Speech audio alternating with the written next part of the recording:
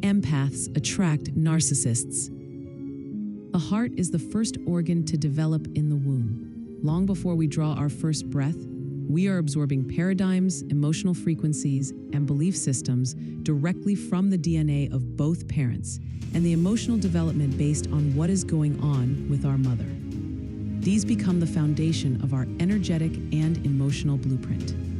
When we are born, planetary frequencies are encoded into our DNA on our first breath, infusing us with the vibrational architecture of our soul's contracts, purpose, potential, and life themes. This invisible map carries information about how we think, feel, connect, communicate, and respond. But from the moment we begin interacting with the world, these pristine frequencies are shaped and altered by our environment. We are born as perfect reflections of Source. During our first 7 years, while in delta and theta states of consciousness, we absorb emotional distortions, mix them with the planetary data, form memories rooted in survival, and store programs in our nervous system based on how we interpret our experiences. As time passes, our brain evolves, meaning it is not the same brain. This reshapes memories, adding parts of other stories to fill in the blank. Therefore, up to 50% of what we think happened when we were young has been modified to keep the nervous system in sync with the memory it identifies with. We begin to create entire storylines based on emotionally charged snapshots and forget the original truth. The subconscious, in trying to protect us, adds layers to the story, often looping in unrelated pain so we can justify staying stuck. In doing so, we delay healing. The energetic merge of the empath and the narcissist.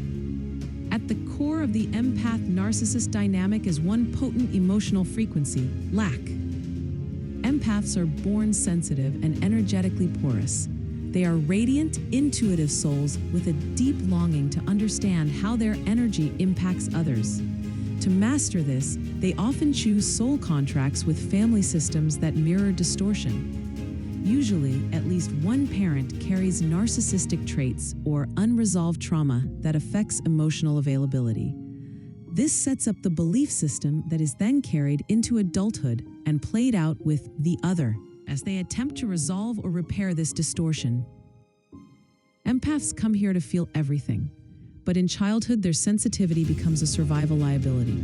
They become over-attuned, learning to read rooms and moods in hopes of being seen or emotionally fed.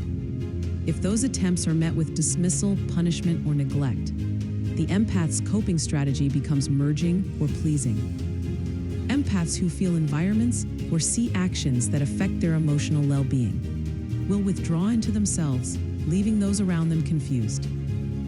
On the other side of the coin, narcissistic traits develop when a child is emotionally neglected or not mirrored with compassion and love. Their defense becomes self-importance, control, and emotional detachment as a way to avoid ever feeling powerless again. They too are wounded children, but their pain creates walls rather than openings. Both are shaped by early imprinting and unmet emotional needs. Neither path is who they are, it's who they became to survive. One overgives to feel safe, the other takes to avoid vulnerability.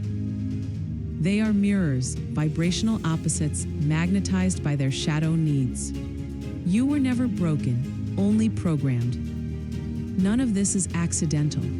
Your blueprint is encoded with ancestral memory, vibrational predisposition, and planetary influence. That includes potential for both light and shadow. But these patterns and emotional programs can be rewired. You are not destined to keep reliving the same loops, however, until resolution and healing have been met and the program debunked. Change is impossible. Change is possible, but it requires willingness. The willingness to see the story behind your triggers, to connect to your heart over your head, to understand that your nervous system is not your enemy, it's your unhealed guide. In saying this, healing requires all participants to understand and alter what they are doing to enable safety and healing to occur. We are not separate from the earth. We are her neurons, her synaptic bridges, transmitting vibrational data that informs how she evolves. Our bodies are made of the same elements as the stars. Our thoughts, electrical currents that ripple out into the field.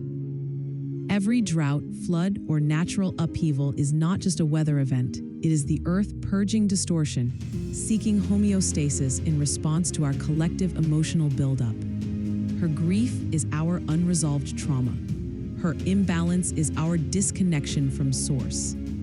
When we choose fear, war, judgment, or suppression, we fuel a field of chaos. But when we choose heart, elevation, and conscious creation, we restore the Earth's nervous system. Your emotions matter. Your thoughts shape matter. The 5 elements and the forgotten code. Each element is a keeper of ancient wisdom. Water, our emotional body. It teaches us empathy, compassion, and flow. Fire, our life force. It ignites passion, purpose, and rage. Air, our breath and mind. It carries divine instruction and inspiration. Earth, our grounding force. It helps us embody truth while staying connected. I see our heart as the 5th element, the soul's compass. It is the bridge between the seen and unseen. It assigns meaning to our thoughts and emotions to our purpose. Our body is intelligent. There are no junk genes or obsolete organs. The dormant codes or glial cells, appendix, and even the so-called junk DNA carry remnants of our multi-dimensional nature. We are not just human. We are part galactic, part earth, part source. We must remember who we are if we are to thrive and evolve.